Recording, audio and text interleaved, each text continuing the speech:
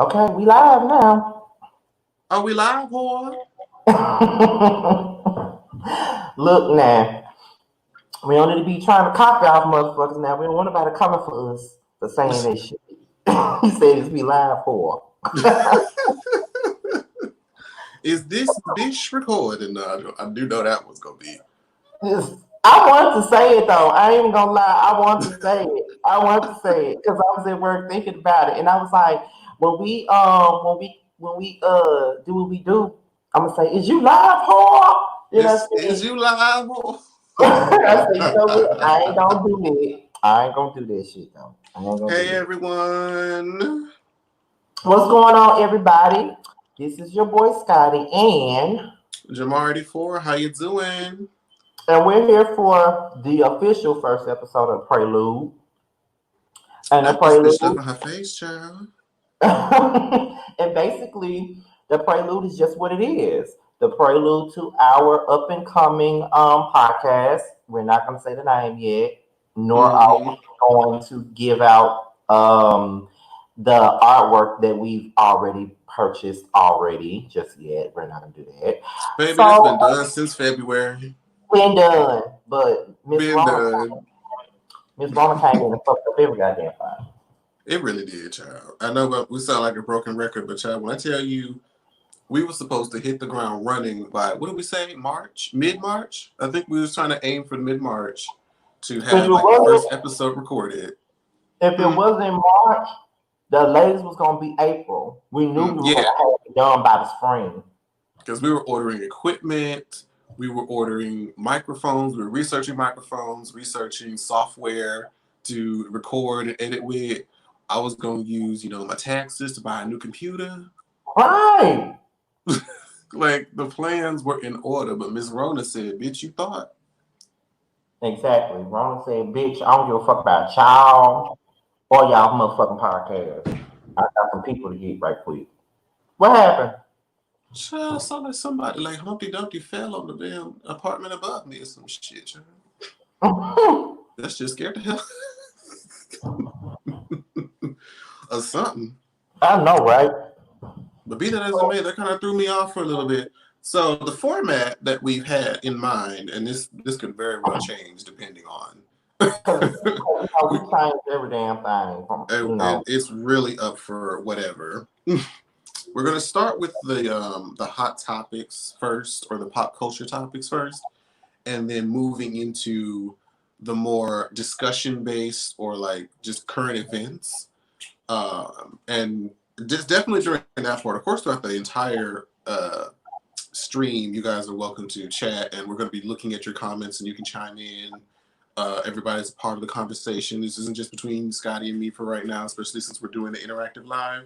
So feel free to give your 2 cents in as well. Hey Reggie. And on top of that, there may be a point. I don't know if Jamar is interested in this or not, but I was at work, and because I don't want to be there, that's why all these ideas come in my head. Um, I was like, at some point while we're doing the live stream, because like you said, we're doing the live streams for now until everything is clear. And I was saying at some point, I was thinking at some point we could let people call in, maybe do call ins or something like that. You Mm-hmm. know, like Okay. I wouldn't give my real number. It'll have to be a Google number, not my real. That's well, because we can do that. I don't. That's not hard to do. I know you can like bring people onto the panel. I Yeah, don't we know if can that's do what it's that too. called, Hmm. but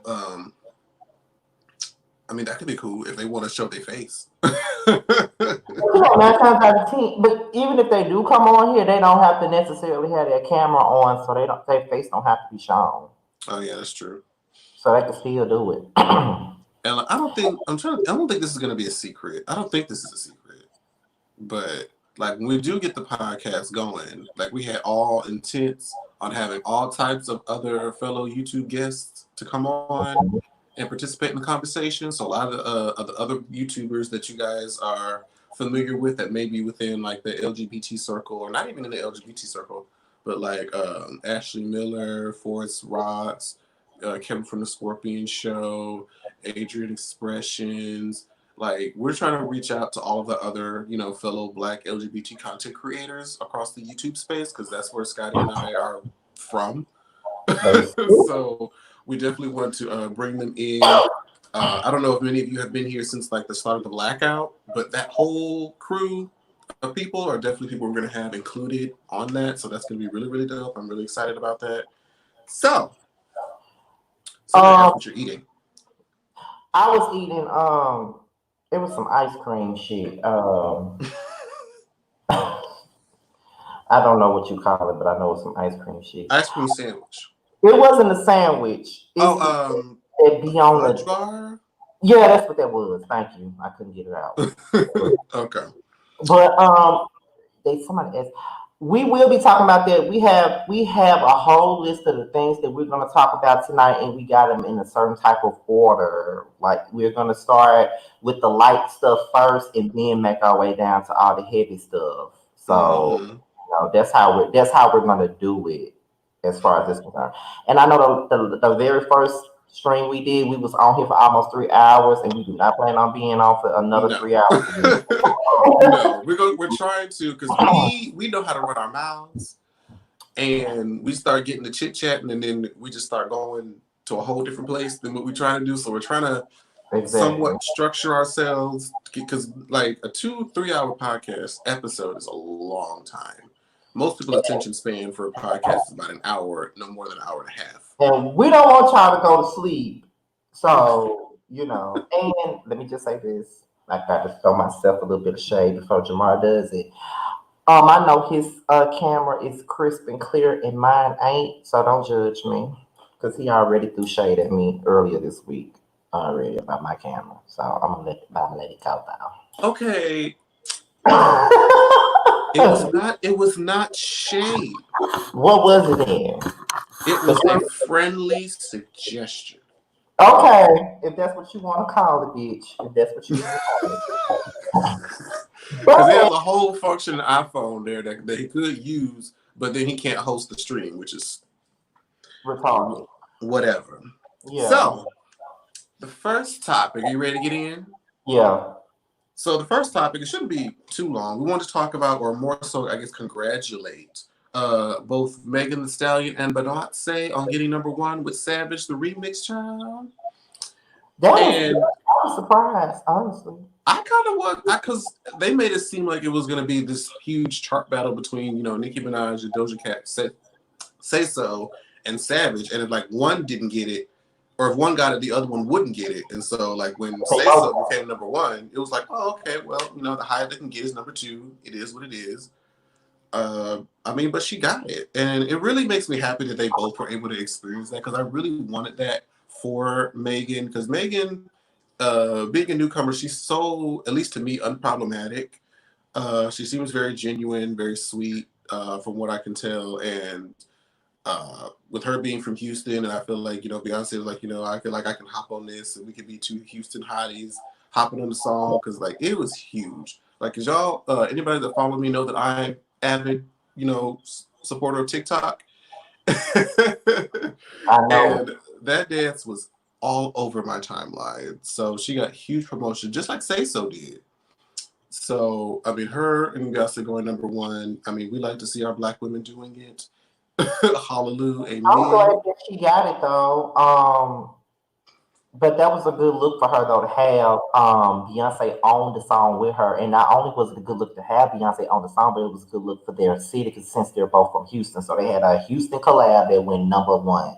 So that was a good thing. But before we get into the next subject, while we're talking, since you mentioned Doja Cat's song "Say So," what was up with this whole thing with them saying that Nicki Minaj wasn't credited for the #1 at first? Because I know that it was reports of that, but then it turned around and she was credited. So they was basically trying to say that Doja Cat's original version went #1 and not the remix, but then they turned around and said that Nicki is credited. So they was quick to try. I feel like they was, and I am anti-Nicki, no lie, but if she got the #1 with the song, I was happy for her. She never had one. But however, I just feel like those that are very anti-Nicki was popping the champagne a little bit too soon because the news came out that she wasn't credited for the number one, so she wasn't gonna have a number one record in her credits. But then maybe an hour later, it popped back up, and she does have a number one record with Say So. So I'm like, come on now, I like, don't know. That was like a blunder on who was that Billboard they were trying to do that? mm-hmm. Because I mean, there's no sense or reasoning behind trying to discredit her because her version was the one that they were pushing and not the solo version. So it's like, I how? didn't even know about Say So until Nicki was on the song, and I'm just being honest. Wait, say that again. I said I didn't know about the Say So record at all until Nicki got on it. Oh, really? Yeah, but I don't listen to Doja Pony, whatever the fuck her name is. I mean, I didn't start paying attention to Doja Cat until I think right until this song. Like there was some other songs she came out previously that I remember or kind of recognized the melody to, but didn't know it was Mm-hmm. her. You know, it's kind of one of them songs that you hear and you didn't know who it was, but it was kind of catchy. Right. And it wasn't until I associated her name to it until Say So came out because it was all over TikTok. So that's when I'm like, oh, okay, this is cute. And I kind of gave her album a listen. It's actually not bad. She's kind of Right. like uh the way I view Doja Cat is in comparison to like Nicki Minaj. I feel like Nicki Minaj is like a rapper first, and then she can kind of dabble in pop music. Where Right. it feels like Doja Cat is more of a pop star and sort of like a rapper adjacent, if that makes sense. Because That's true. she doesn't make, or at least from what I've observed, she doesn't really make like hip hop rap records. Like all of her songs have like an element of pop to it. So I feel like that's what she kind of differentiates. But yeah, Say So was like the first time that really a lot of people were putting, her on the map as far as music. And child, as soon as she reached this career peak and was having this great time and enjoying this success, Well, I'm gonna say this because I see a comment in here, and I'm gonna say this. which one? The name got a bunch of letters in it, so I don't know how to, it just got a bunch of letters in it. But Oh, you just see it. But however, I won't say even though I'm anti Nicki, I don't like Nicki Minaj like that at all. Mainly her personality is just shitty to me. That's why I don't like her like that. But I'm not gonna sit up here and lie and say that she's not versatile. She is because she uh, hip hop artist, and then she can make hip hop music. She can make pop music as well. So that is versatile. Now, do I think that she has a legendary body of work just yet? I don't think that she does. I don't think she has anything um, I can call legendary just yet. But I won't sit up here and lie and say that she's not versatile because I think that she is. I mean, I can't say that it's legendary. I would feel like if people were to, because I mean, like, what would we deem legendary? I feel like any album that's considered legendary has had like a significant amount of time since Yeah, its release, and that it's kind of revered over the years.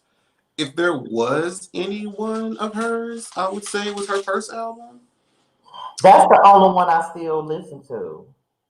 because That's the only the one Reloaded one, Oh, I haven't listened to Roman Reloaded since it came out.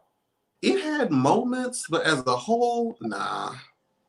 The Pink Print was much better than that. The Pink Print was better. It was. And Queen could have been a lot better if it had been promoted properly, I Mm-hmm. feel. Um, It but was, I definitely agree. I do think she's definitely more versatile. That's for sure. I feel like she really had her hand in a lot of different pots.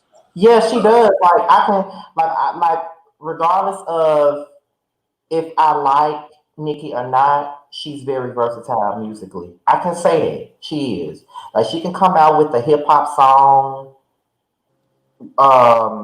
like let's see. What she can come out with a song like Roman's Revenge. That's a very hip hop song. One of my favorite diss records actually. It was very hilarious. Yeah, bitch. Lyrical at the same time. Everything. When that So song, she could do Roman Reloaded, and then she can come out with a song like Your Love, or she can come out with a song. Although I hated the song Starships, she can come even she out, hates starships. or or she can come out with a verse on Monster, which is arguably one of her best verses on a feature song. You know what I'm saying? She can do that, and then she can come out with some Vava Voom shit. I don't have to like it, but I can honestly say that she's she's able to do more than just rap music. She can go into the pop bracket as well. So I won't never say that she's not an artist. Mhm. But I do think that it's too soon to say that she has legendary material just yet. I think it's too soon to say that right I think now. she's still iconic. I think she's still very iconic. I feel like legendary. I feel like Nicki can, and assuming the trajectory of her career, um, if she kind of stays kind of where she's at, minding her own business for the most part, she Mm-hmm. can definitely make her way into that because she did do a lot for the genre and as an artist, but I won't give her legendary yet, but she is iconic for sure. Yeah, And like some she did single-handedly revive female rap because for a long time it was only Trina But and did she define it because no one else was out at the time? Did she define it by default? I won't say that she did that by default. I won't say that. I'm gonna tell you why. Um, I think that she did it because she did it the right way. Like she knew I feel like she knew exactly what to do. See, somebody said we had Lil Mama. See what I'm saying? Like we did have Trina. I forget that Lil Mama is See, a rapper. See that's what I'm saying. She was able to come in the right way. She followed the right blueprint. People hate to say it, but she did follow Lil Kim's blueprint. And before she came along, and before she came along, Lil Kim was the standard for female rap. She was the standard to follow. Just like now, in this day and age, Nicki is the standard to follow. If you get my drift, you know what I'm saying? mhm. Like coming up, when we was growing up, any female rapper that came out, they would want to be like Kim. But now, with my brother growing up, any female rapper that's coming out now, Wants to be that Nicki. standard is Nicki Minaj. I can say that regardless of if I like her or not. So just like Aaliyah just said in the comment, she followed the hypersexuality blueprint and went pop, and so her longevity was it. She did it right. She knew exactly what to do. She she knew she had to be sexy. She had to know how to rap. She had to be on point image wise, and she had to be in the company of other male rappers that could stamp her. Because if you really think about it, female rappers that came up while we were growing up, they had a man to stamp them. If you get my drift, Eve had DMX. Well, I'm not gonna. I don't know.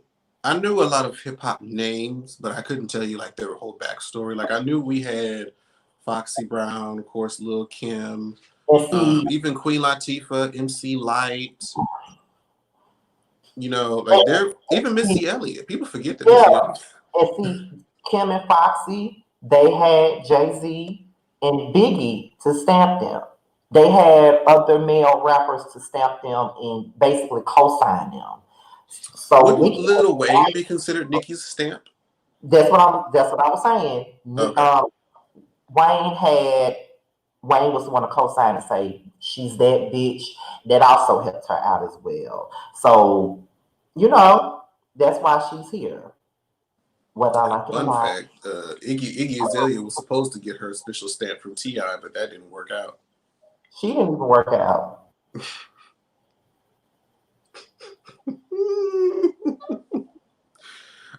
Bless her heart. But I saw there was a comment where they wanted us to quickly discuss Doja Cat and her tiny chat Yeah, allegation. that was next anyway, right? Mm-hmm. Okay. Oh, because that came out, it was a combination of what she was saying on Tiny Chat into she had a song that apparently had like a racial slur attached to it.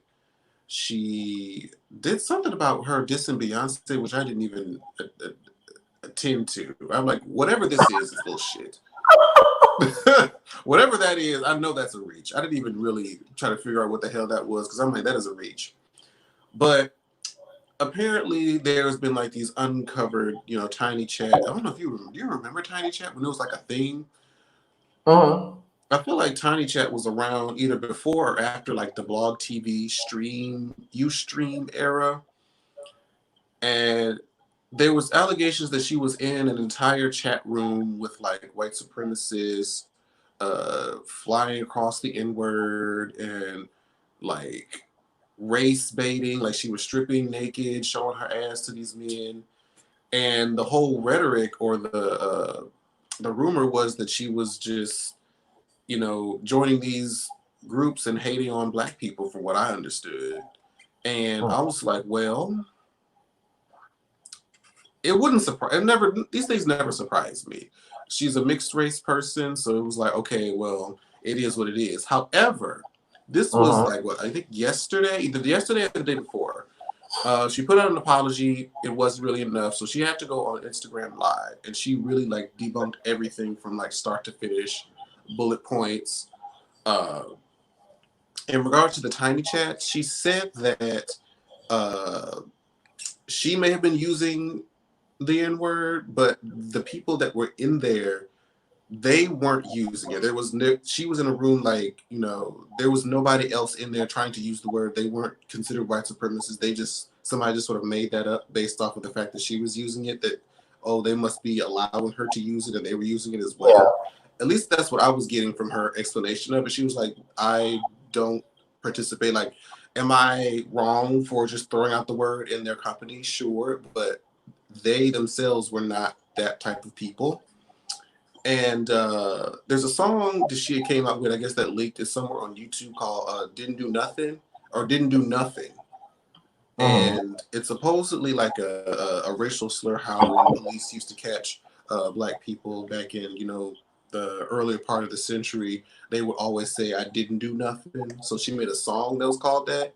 But Mm-hmm. she was when she made the song, of course it wasn't racially, uh, uh, backed up by anything racially considered, but it was her relating to her in the media and how people were saying all these horrible things about her, and uh, it was her way of saying that she was innocent, and it was supposed to be a song, but it was like really reflective, supposed to be, and people were just sort of taking it out of context, and it wasn't racially biased at all.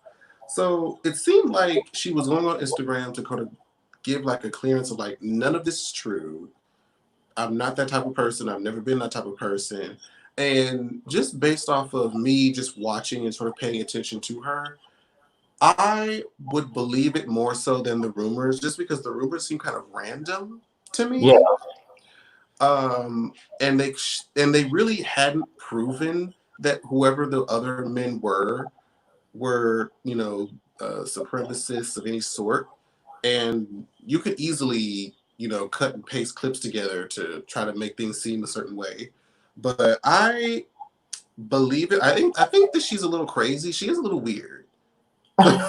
That's for sure. But do I think that she's necessarily racist? I'll need to see more. I Because don't know just much with that, I'll need about to her. see more. Huh? I said, I don't know much about her personality to say that she's weird. I see it in the comments though. Somebody says she look like a junkie. Somebody says she likes drama. She's full of BS and she's confused. I don't know, but I will.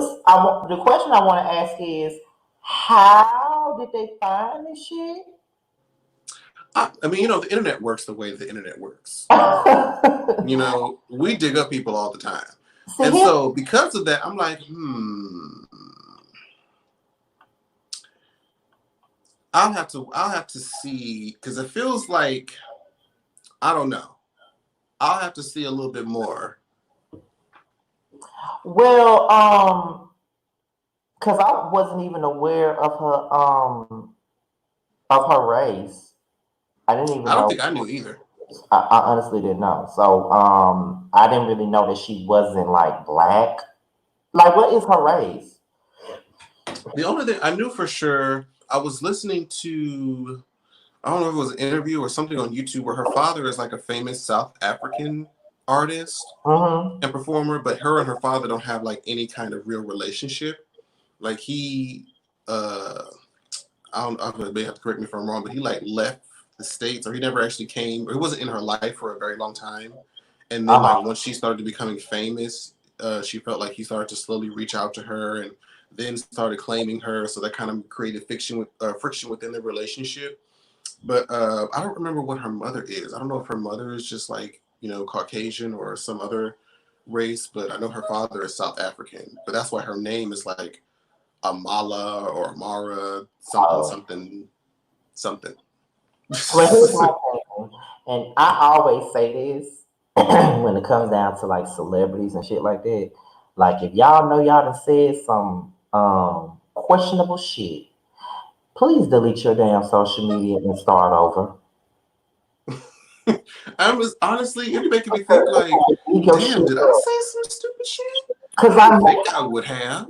shit. Say for instance, if our podcast really gets to the point to where we want it to be, I feel like I have to delete all my damn Twitter account, my whole Twitter account, because I said some more bullshit about people.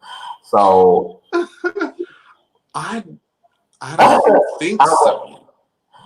I you don't think probably so. wouldn't. You probably wouldn't, because I say a lot of shit. So But I you, don't know. When the early Twitter days, when I had that BlackBerry and I was click, click, click, click, click, click, click, and I was deep within, that was like 2010 when Stan Twitter was alive and thriving. I very easily could have said some reckless shit. that's what I'm saying. Like, if you know you done did say some questionable shit, you might need to start over from fucking scratch, because these motherfuckers will go through your old tweets and dig that shit the hell up. And you will be Mm, crucified for some shit that you said a long time ago. yeah, but So yeah. I mean, in But regards to Doja Cat, I feel like, girl, I want to give you the benefit of the doubt, but however, I will be giving you the side eye. I'll be mhm. watching you very closely. I try to give, especially my black women, benefit of the doubt, but I don't have much else room for you. I don't really know you like that. I haven't invested in you quite yet. I wish you great success. I don't want you to fail. But if you out here being that kind of reckless, I haven't invested at all, so I don't give a damn. because I If do like some of her stuff, and I'm just now, and I feel like a lot of people in the world are just now starting to be like, oh, I see her. I kind of like what I see. And it's like as soon as we start to feel you, these allegations start coming up. So it's kind of like, we'll see. We'll see. Now, because I ain't really have much. I ain't really have much to add on to this, because I don't listen to the bitch. I don't know the bitch like that. I can just say if she canceled and if she said the we'll bullshit. see. We'll just have to wait and see. But I do know the next topic, you'll have a lot to say. I probably may not have as much to input because I don't listen to every bitch here that's listed. But there was, as Scotty informed me, and I think I saw this on one of the blog sites, that TLC was trying to initiate a versus. Is that Okay, correct? this is it wasn't them, it was the fans. So here's the thing with that. So apparently a fan said that TLC, SWV, and Escape TLC should do a versus with either SWV or Escape. That's what was said. And T-Boz responded and said, let them know with with the strong arm emoji or whatever. And so basically it came out that they would be willing to do it. And they was like, but who should it be? TLC versus SWV or TLC versus Escape? I'm gonna be honest, and I'm gonna say TLC versus neither one of them, and I'm gonna tell you why neither one of them. Because I feel like this, and this is crazy, Jamar, because all three groups that they said, TLC, SWV, and Escape, are all three of my favorite R&B girl groups. They all three of them are. I'm a big fan of all three groups. But I honestly feel like if TLC is gonna battle any other girl group, it should most definitely be Destiny's Child. And the reason why I say Destiny's Child because they're more on the same wavelength. They were both credited as the biggest girl group of all time. TLC had that title for years. And then Destiny's Child came in and they also had the title. SWV nor Escape ever had that title.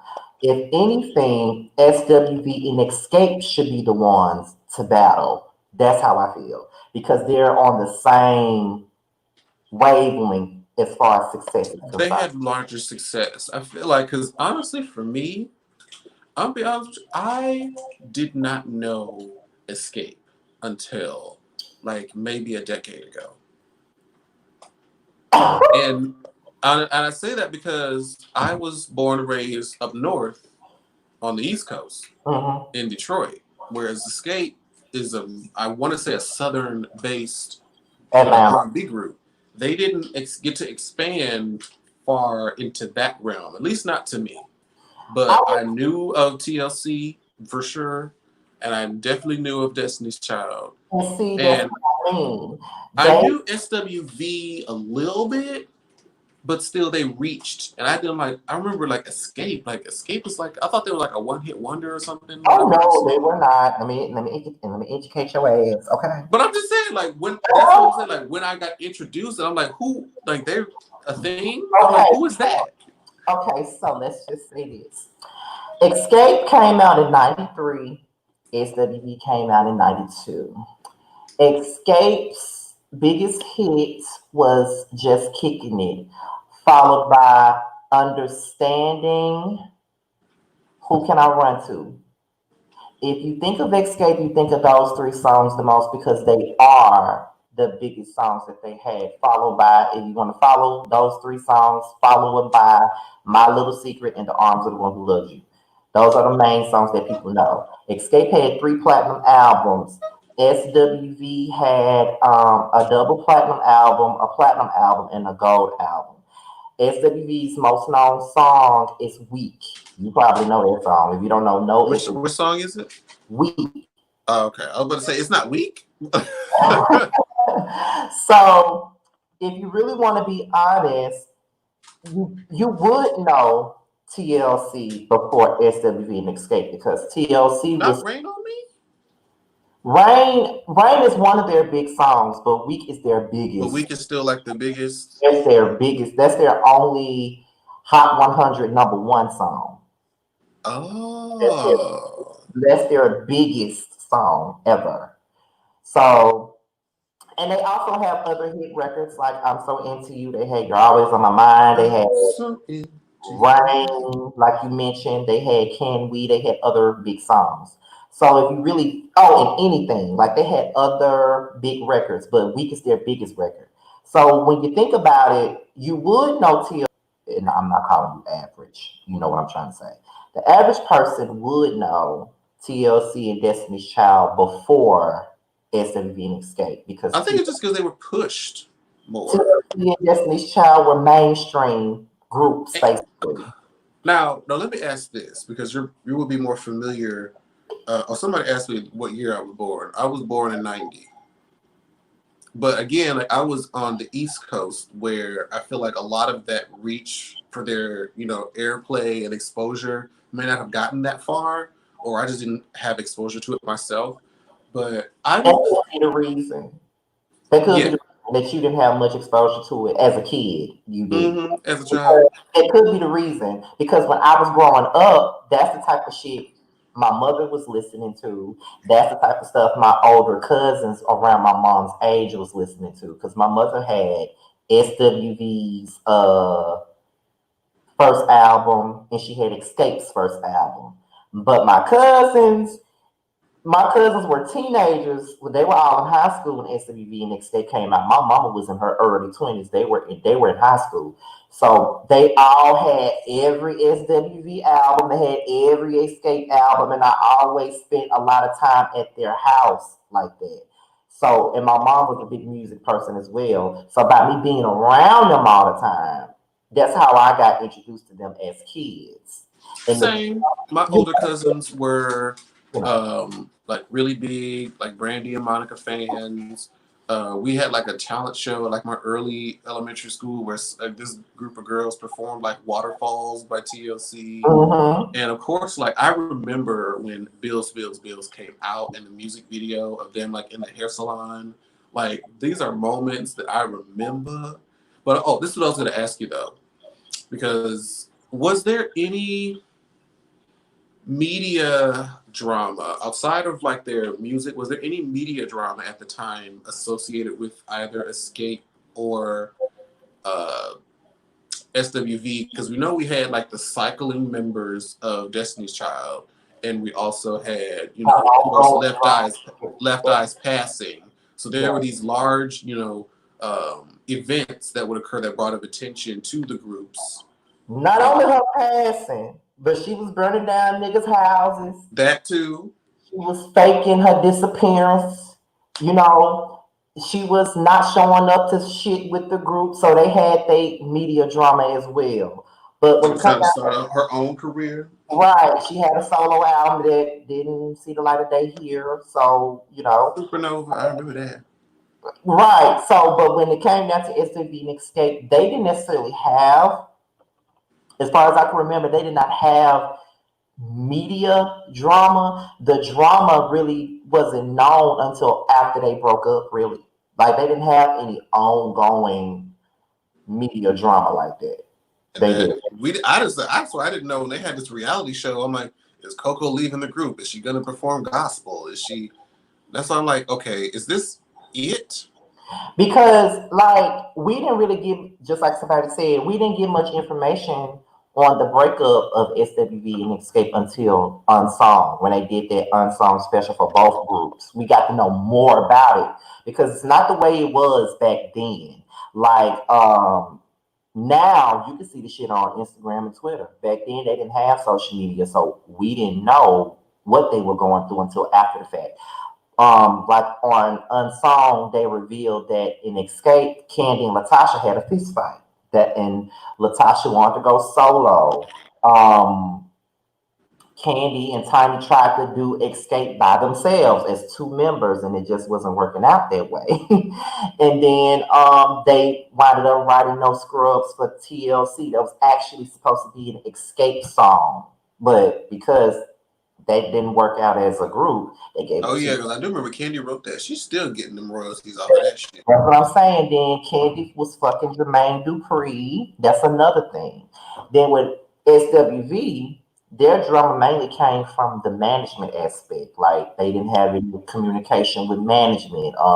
They were pitting the members against each other. Coco was the lead singer. The other girls, did Lily, not, yeah, Lily and Taj, they didn't feel like they were important enough. It was all about Coco. Coco was the one who got the solo album.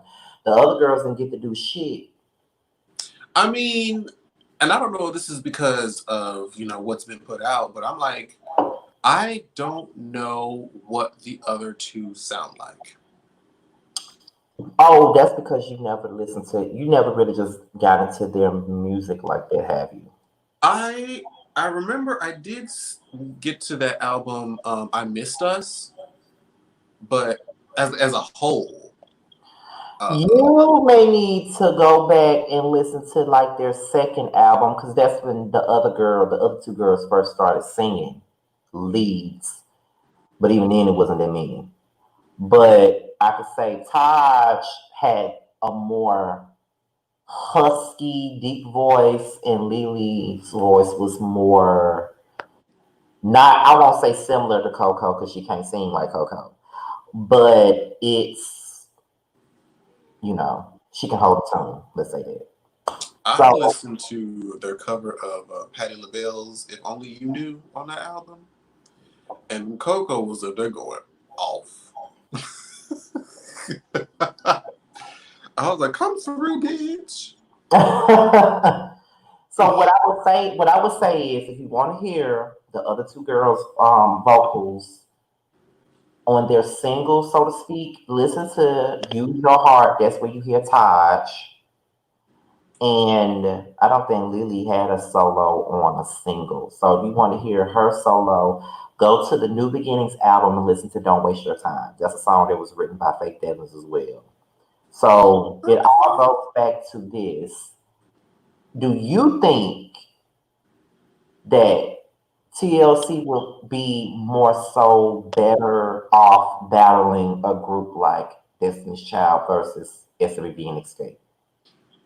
It would definitely have to be Destiny's Child because That's Escape would run out of hits so fast. Escape and who was the other girl? SWV would run out of like popular like hit that people would know mm-hmm. faster than, of course, like their core fans. They could probably pull out, but then it's like nobody really know that song. Like Versus is supposed to be like hit after hit for hit that people know.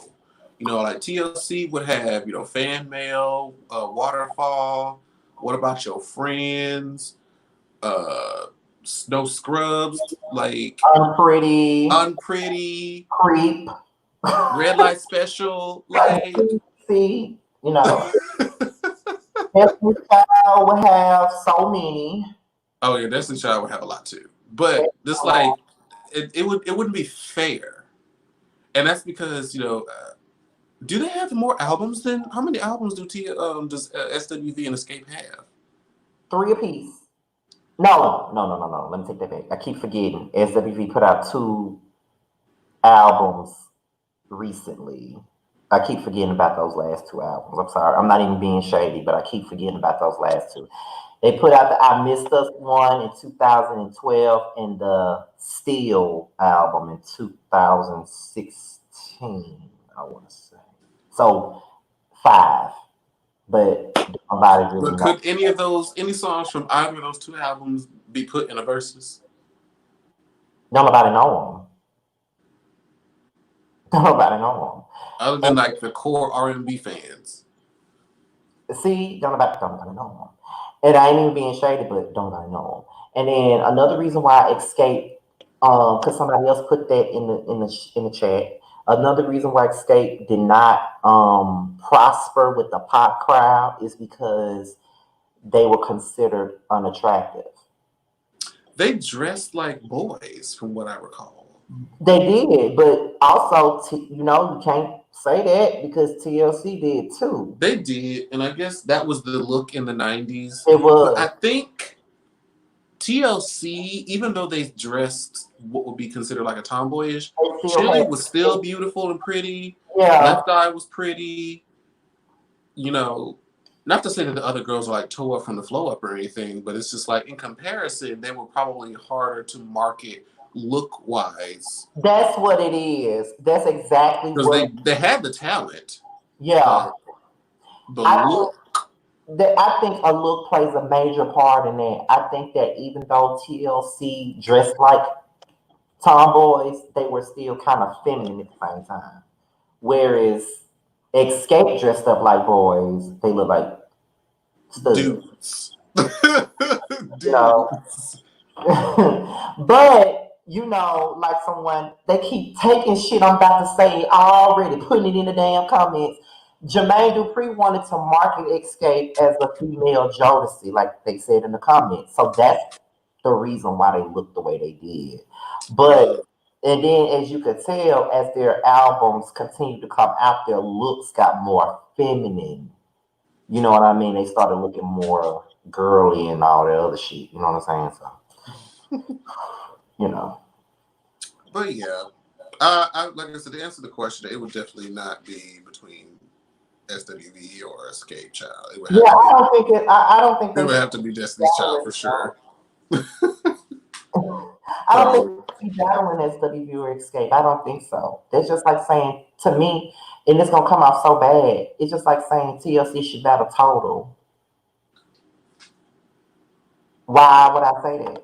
or Black And they're copies of them. So 702. I went to me Flowetry. like There's you. no nah. It's not this. They're not on equal playing fields. Yeah, I don't think they are. I don't. I'm sorry, but I don't think they're on equal playing field at all. I think like I just really feel that way because, like I said, TLC and Destiny's Child were both considered like the biggest selling groups of all time. TLC had that torch for a long time. Then Left Eye passed away, so that pretty much put them at a standstill.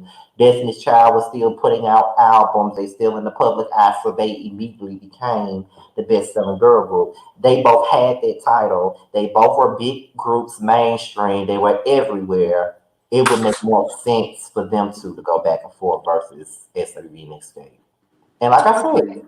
TLC Agreed. Escape are TLC Escape and SWV. They're all three my favorite groups. But Oh yeah, there's nothing stopping like saying that they don't make good stuff, but like they yeah, just didn't have the same push, so it wouldn't be fair to put their music in front of like a popular or like a crowd of people and ask them like which of these two songs do you like or know better, and they right. don't know it, and it's like, well, it wouldn't be fair. No, y'all did not say Moke and Still. Now, really quick, because I don't want us to run out of time. Yeah. Really quick, Lisa Ray. Oh, okay, y'all. So I Go don't. ahead. Yeah. From Players Club said that she turned down the Real Housewives of Atlanta because she has a legitimate acting career. Like she has Oscars, she has NAACP awards, even a fucking BET award. She has Golden Globes, she has Emmy awards. She has a legitimate career. So why would she want to be a part of the Real Housewives of Atlanta? Lisa Ray, I'm gonna need you to shut the fuck up. Because who knows you outside of being Diamond? You're gonna forever be Diamond. I don't give a fuck what else you play in. You will forever be Diamond. We know you for being on a stripper pole dancing till it seems like you're ready. That's the only noteworthy role you got. Okay, you were on All of Us. Nobody remembers you there. You were on Single Ladies. Not many people watch that bad acting shit. So what are you saying? Stop acting like you're better than that show. Cause bitch, if you would be on the show, you would actually do much better than what you're doing now. Because who's calling you to act in somebody's movie? Tyler Perry ain't even calling your ass. So bitch, who calling you? The independent film festivals, that's who calling you? Oh, they're not calling you either. So I would say that you need to go to Bravo, get one of them Bravo chicks, be your ghetto self, and get paid that way. Because ain't nobody casting you in no fucking movie. And on top of that, the girl from the Jamie Foxx show that played Fancy, she's on the Housewives of Beverly Hills, and she's in two movies right now. You're not doing nothing. Well, um, I actually like her, but bitch, don't. Who's calling you? the only thing Who's that calling you? I know about Lisa Ray is that she was on Single Ladies, and like our At YouTube least group you remember that. they used to review that show, and I used to them talking about her, and I know that she always wears white. That's all I know about her. All of the other extra that you just mentioned, See, you don't even know the Players Club. See what I'm saying? So if she wasn't on Single Ladies, you wouldn't know a goddamn thing about her. Nothing. And bitch, you had a reality show of your own that was on TV1 that nobody watched for 2 seasons. I would think that you would want to get on a housewife and get yourself a check. Like she really act this bitch act like she got motherfucking she act like she's Angela Bassett or some shit. Like that's the type of acting she can. Honestly, the house when it comes to the Housewives of Atlanta and Lisa Ray, I feel like they need each other because Lisa needs some exposure, Bravo type of exposure, and the Housewives needs a cash shakeup because we sick of looking at Nene, we sick of looking at Cynthia. Portia and Kenya and Candy can stay, I guess. Those are the most likable people from the cast. But all the rest of them can go. Eva gone. What's the other bitch name? Who's the new hoe? Trina. Tanya. Who girl? Whoever you are, you can go. Like we need more people to go. We need a shake up because like we've been watching them. Look, think about that. We've been watching them for like a smooth 11 years. And I feel like at this point we've gotten all the drama we can get out of you. It's There just like is nothing more about your lives that we want to know. it's like a lemon that you trying to squeeze. It ain't no more juice in Ain't Nathan. Because then when y'all keep trying to keep these people involved in each other, it's like it becomes forced and it becomes redundant. And it's like you know that they're trying to start an argument for the sake of drama. Like you need new energy at this Like point. I knew when they brought Kim Fields on their child. Regine had no business doing this show. No business whatsoever. I'm like, you belong on like T.I. and Tiny's Family Hustle, maybe. She don't even belong there. She could have been on Hollywood Divas, but even then, she couldn't have been there. Child, the ghetto, whatever. it was the motherfucking ghetto. With the bread. Don't nobody know that movie? Ain't that Guns N' Roses movie she was in? Like I've never seen it. But fuck Lisa Ray. I listen. My thing is, I actually like the bitch. Like, yeah, I'm reading her for filth right now, but stop acting like you're above it because you're not. Don't act like you're above this shit because you ain't. You know what? Somebody did. What's this? Drew Antics said like Kenya, Candy, Nene, Kiki Wyatt, Shamari, Portia, and Marlo as the cast for the Housewives. I would watch that because Kiki ass is cuckoo for fucking Cocoa Puffs, and I live for it. I think she's too cuckoo. I live for it. I live for her crazy antics. Maybe she could teach Candy how to sing. Maybe she should teach people. Maybe she should like stop having kids because she got like. You know what? Her uterus is a baby factory. Didn't she have like 10 kids at this point? She got 10. She straight up got 10. Bitch, you almost have an entire English class of children. She got a damn kindergarten class of kids. She don't need no more. For real. She don't. Like, homegirl just be getting pregnant like it's nothing. I think she's very fertile. Like, for real. Very Either fertile. she is or her husband. But you know, I think half of them came from her first marriage and the other half came from this one. It's like a nigga can sneeze on her and she is pregnant. A nigga can pass her a Pepsi like this and she touch it and she fucking pregnant. Don't look at her too long. She pregnant. I'm actually surprised. Has she had any twins or multiples or at all? Or she had 10 separate pregnancies? I don't think she had no twins. Somebody tell us, has she had any multiples, twins, triplets of any kind? Or has she had 10 individual pregnancies? I think it's all individual. Cause I ain't gonna say, look, listen. But I mean, we talking about her and her uterus, but when it comes to her and that esophagus, what be going on up in here? Yeah. That's all. She's freaking nature. Like, what Kiki be doing? Like, people like, you remember that Facebook post that you did where you asked, I don't know if it was between them two, like, who's a better singer between Kiki Wyatt and Beyonce? Yeah. I ain't saying nothing else on that one. Because you know where I stand with that. And because I felt like a lot of people were associating better singer with success. Mm-hmm. And I swear, I don't want to take away anything from Beyonce's abilities because we can see what she can do, but bitch, something about that Wyatt. And you know what? I think that Kiki doesn't have the right material either. I think a lot of these big singers never have the right material to get them where they need to be. Because it's like screaming for Hudson. It's like she doesn't necessarily have the right material to get her where she needs to be. Because they make her sing all these Effie White songs and wonder why they never go nowhere. I I don't know. I don't know what to say about Jennifer Hudson because she's one of the people that's just like immensely talented too, but just like you said, doesn't have the material. Mm, But it's like I don't know if it's just because I'm used to Beyonce, but it's like when I hear like Kiki Wyatt going off on the song, like my body start to like shiver a little bit, like ooh, damn, bitch.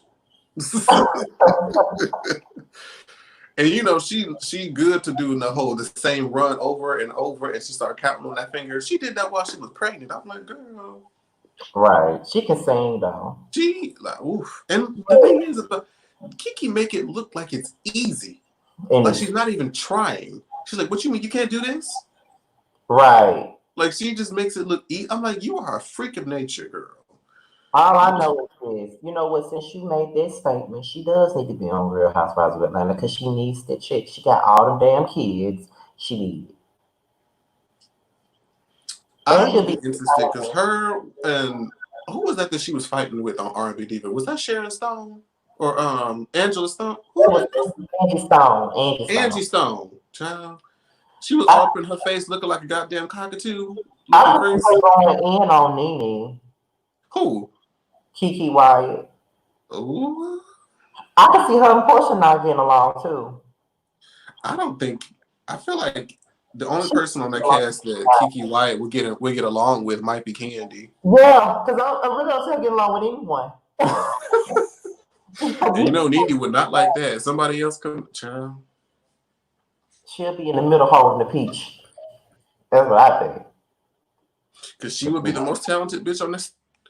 Hello? Hello? How you doing? That's what I'm saying. So, but Anyway, next topic, child. next topic because I have to have her up front stage. So we talking about allegedly. Well, this ain't even alleged. It's right here in front of me. Khia went in on Miss Trina. Again, for the and, millionth time. and I was gonna watch this beforehand so we could talk about it, but I was like, no, because if I wasn't the only one that may be watching the stream either live or playing back who may not have heard what Khia said, we're gonna play this on live. Now, mind you, I have not heard this. He is not. I tried to make him listen to it before we went live, but he didn't want to do it. He wanted to And I do was it. like, it would be more interesting because I do reactions on my channel anyway. It will be more entertaining, at least to me, for us to bear witness uh, to the bullshit together. Go ahead. Cause So this is what Khia apparently had to say about Trina Child. I hope this is. Let me make sure my volume is up. Oh wait, hold on, wait. Let me pause that because I got our stream playing in the background. Let me do a volume check. Can you hear that? I hear. Okay, perfect. Okay, let's see what she got to say, Chad. Stop Hunt Esther Rose, aka Trick Daddy No Dollars, was gonna break the internet and didn't nobody watch. Bitch, when the people say you didn't break the internet, bitch, you just broke. Penniless or who ain't broke shit and ain't sold nothing trying to battle with TWD and them old ass tired ass songs y'all got together, child boo. Nobody's buying them, bitch. So now you want to try to do a TikTok and think you want to box, bitch, in your 365 years, dog years that is, of living. Ho, who have you ever fought? I wait. Acting like you want to throw hands and you ain't got not damn battery charge. Gag, let's talk about the order that you was running then and you running now. Okay, just like you was running from that challenge, I bet you won't.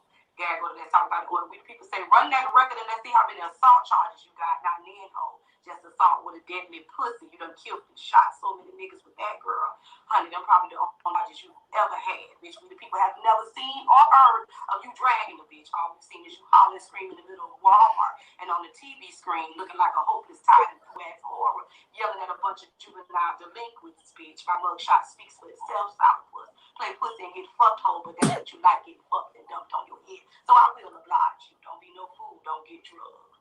You don't want no smoke, you baggy-eyed, ran through yuck mouth, disease-infested, penniless. I'm going to roast you until I get tired, and then I'm going to roast you some goddamn more. Now, I see why I really shot that bitch in her gut except me. I'm going to shoot you in your pussy.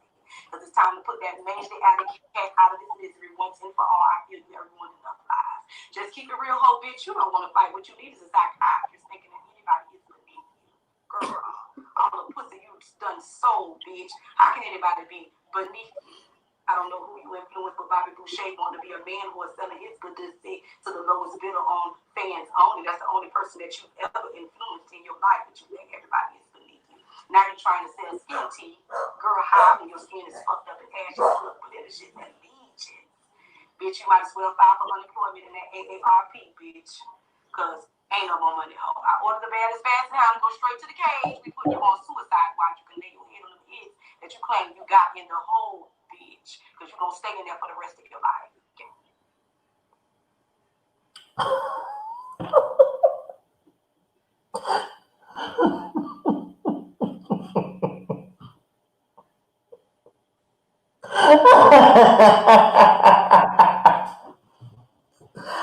What, Jamar? What? That's all I'm just because I'm seeing the look on your face, and I want to know what.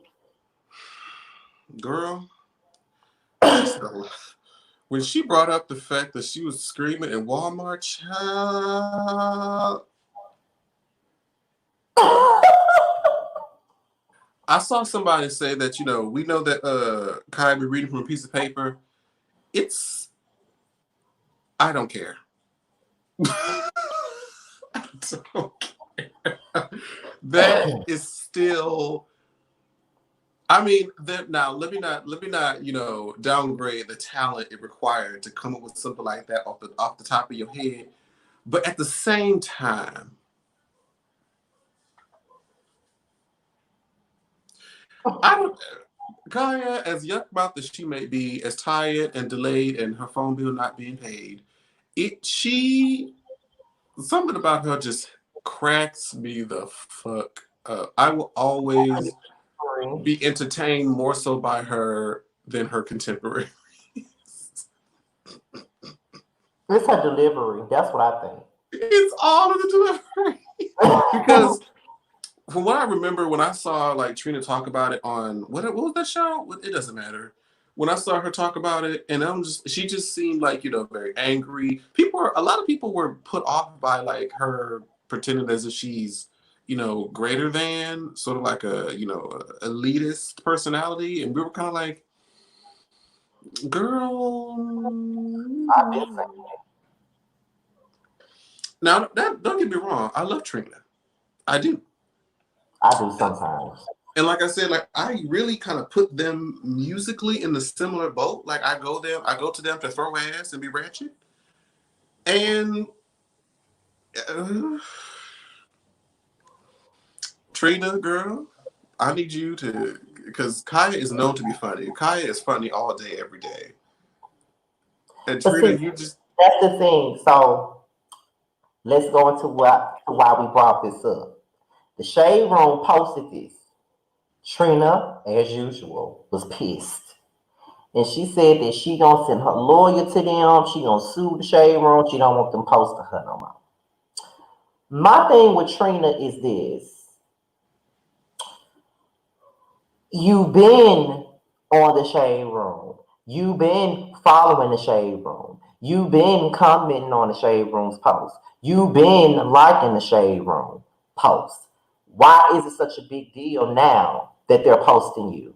You tired of getting dragged by Khia? Listen, I'm tired of Khia dragging you. Y'all gonna be golden girls like fucking Sophia and damn Dorothy sitting in a damn nursing home, steady reading each other. I really wish that instead of doing a versus battle with y'all songs, I want y'all to do a versus battle just by reading and roasting each other. That's the type of battle I want to see on that. You know what? I'd rather see that than the music. Because at the end of the day, y'all not gonna be civilized enough to sit there on Instagram Live and play y'all music back to back. Y'all not gonna be able to do I would honestly pay an entry fee to watch them hoes on a live stream play their music back and forth. Because I know that Khia is gonna be sitting there throwing all types of shade, cascading palm trees to that bitch. And I know that Trina she ain't gonna be able to take it too much longer. She gonna say some shit, then Khia gonna throw some more shade. It's gonna be something funny as fuck. And Trina gonna get mad. She gonna scream to the top of her lungs that those necks of hers gonna be vibrating. She gonna be mad. But at this point in time, Not the necks. I'm just saying. At this point, I'm kind of over it. I'm over them beefing. They've been beefing for how long? I'm tired of them. I've been out of school since 2017, right? No, 2007. My bad. I'm getting myself switched. I've been out for 13 years. Y'all been beefing for over a decade now. Have they really? This is the first time when this versus thing came up that I knew that they even had a thing. Jamar, boy, I'm gonna need you to get. I don't pay attention to them hoes. I go to them to throw ass and be ratchet. That's it. They've been beefing since 2007. The earliest 2006. They've been beefing ever since then. Trina got a song. No, Khia got a song that she did. She remade Tupac's "Hit 'Em Up" song. Remember when Tupac dissed Biggie and Lil Kim and the whole Bad Boys crew on "Hit 'Em Up"? Khia got a diss song off the same beat, and she dissed Trina and Jackie O, another Miami rapper that you probably don't fucking know. However, like I said, remember where I'm from. See, right. So I'm tired of them beefing. Either y'all gonna get on IG Live and argue, or let Iyanla come along and put y'all in the same room and let y'all fight. But Iyanla ain't gonna let y'all fight. She gonna roast y'all ass if y'all get up trying to fight. Ooh, now see, again, that's something else I would pay for. I would pay for Iyanla to try and put Khia on an episode of Fix My Life. Khia and Iyanla gonna get into it. They're gonna get into it. I would live. Oh my god. But anyway, I think I ain't got much else. Just tell me this. What do you think about Trina saying that she don't want the Shade Room post to her no more? Girl, you need all the publicity you can get. And that's it. I mean, them posting you brings more people to your page, which brings more people potentially to your music, which brings potentially more money to your pocket. Exactly. And I mean, all publicity is not good publicity, but I mean, as long as you're not really doing too much, you can benefit from this, sis. Because the album that you put out, The One, was not the one. So I didn't listen to it. No one did.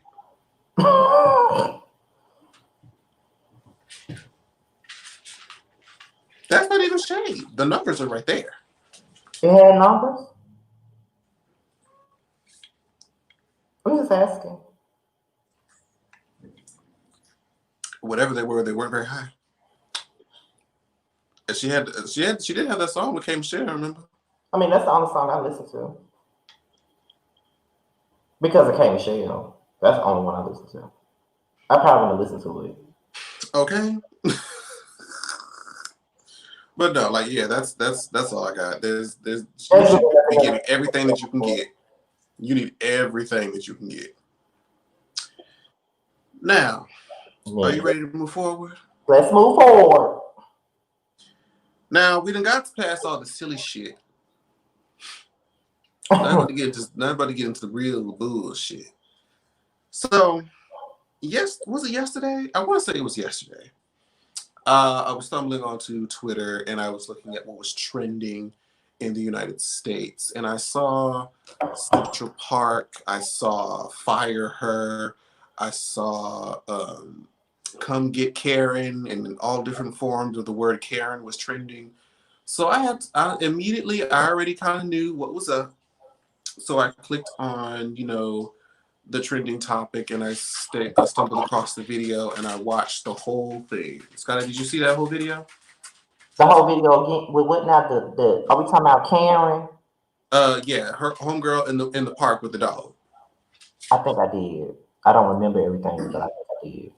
Essentially, Amy Cooper is her name because the internet made sure to find out who she was, where she worked at, and get her fired. Damn, I The call her internet, Karen. huh? I call her Karen, I mean, but she is a Karen. Go ahead. Yeah.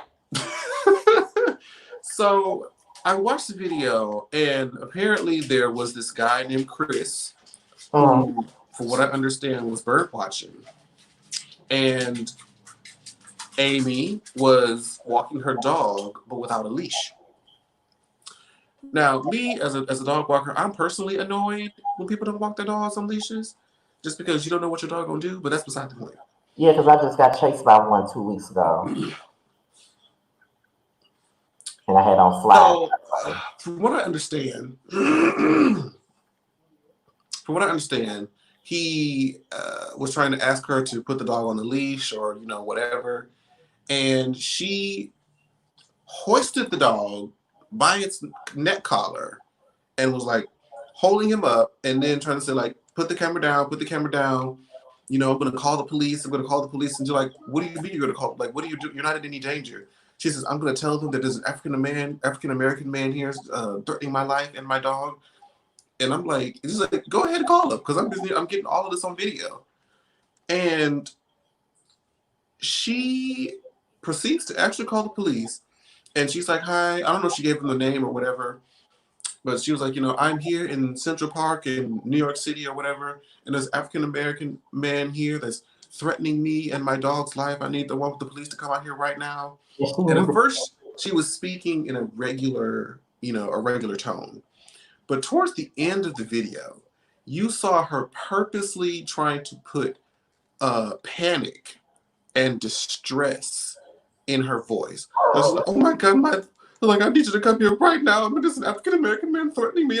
She put on the whole show. Mind you, she was at least like 12, 18 feet away from this man. And by the whole time that she's having this conversation with the police on the phone, the dog is being hoisted up by its neck collar, mind you. Okay? And it is choking from what we can see. And it is sitting there trying to struggle to get away from her so it can fucking breathe. But she's too busy trying to put somebody in And jail. she's too busy up here trying to get the police to come and arrest and kill this man to notice or whatever, or didn't care. Who knows? Right. It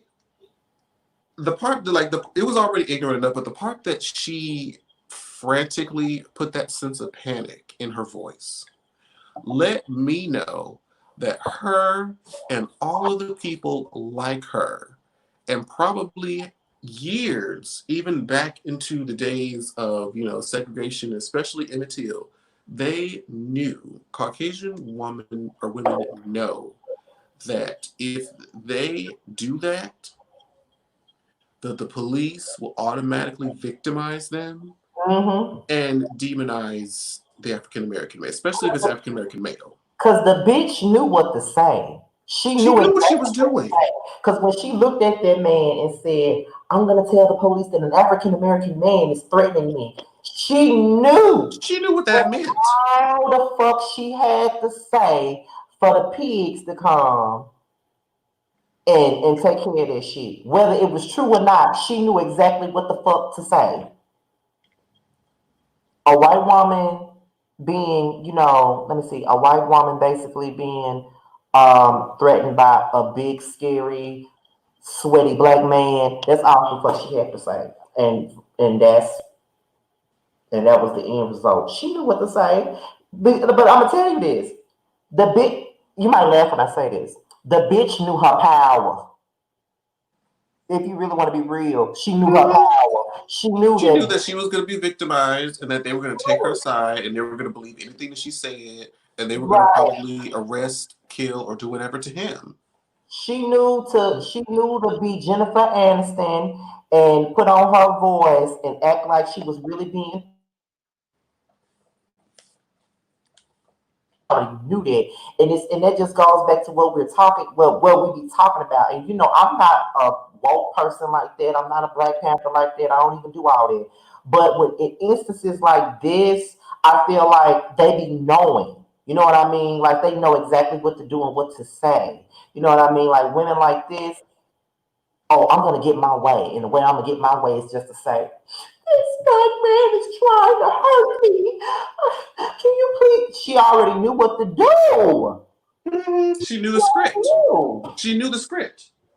They And that was always the scariest part about it. Like there's ignorance all up and through the, but it's so scary that she knows that the way that the system works is that if she does that, the perception that the police are going to have, especially depending on what area that she's in, that's the scary part. Because we can literally be sitting there, standing, minding our own business, bird watching. and And so you a parent can call and say that somebody fucking with them, and they'll come and arrest you for fucking nothing. You All sitting there in the park with the dog not on the leash. You the one that's not following the right, man. simple And rules. who wants their dog without a leash? And I don't understand why people do that anyway. That's just like when you have a dog sitting in your yard without a fucking leash, and you know that there's people walking up and down the street all day. Why would you have your dog sitting out there without a leash? That's how the fuck I got chased by one a couple of weeks ago. Because Me they and my feel like, oh, but he's so nice and he never attacked anyone before. It only takes one time. one time, one wrong move, you can get chased. And that's We why I don't walk the this dog. slow. We went fucking with that dog. We walked across the street. The dog, we feet away from the dog, all the way down the street. Dog ran after our ass. Now, what if we would have got mauled and shit? Then what?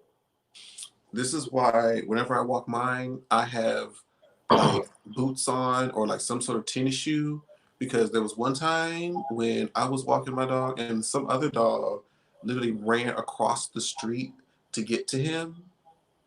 Now, mind you, the dog was kind of just being playful or whatever, but bitch, me being in defense mode because I don't know what this dog gonna do to my child. My child is old; he can't defend himself like that.